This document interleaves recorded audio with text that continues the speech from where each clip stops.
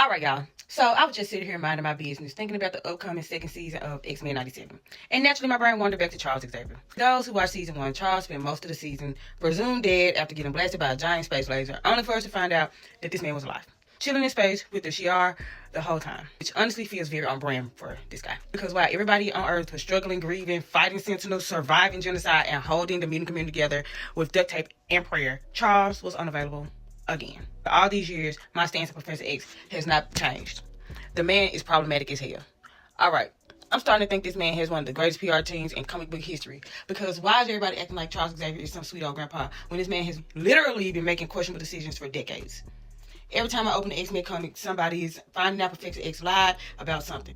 And not a little lie either. I'm talking government level classified information. At this point, they need access to Charles's browser history. Let's discuss how this man recruits traumatized teenagers.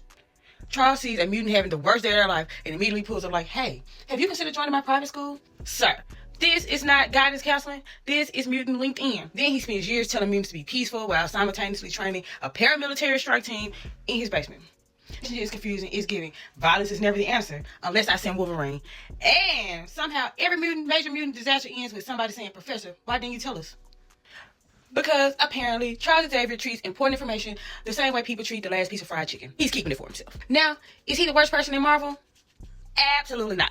But every time somebody says he's morally superior to Magneto, I need them to explain the word. Like, please. Because at least Magneto lets you know he's about to be problematic. You know he's going to be problematic. He don't hide this shit. Charles be doing the exact same thing and then giving a TED talk afterwards.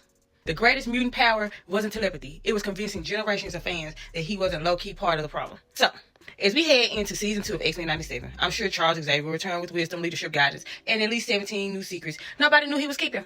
Because if there's one thing Professor X is going to do, it's show up after the fact, reveal information that would have been used for 3 story arcs ago. But hey, maybe this time will be different. And maybe Wolverine will finally start using indoor voices. We'll see.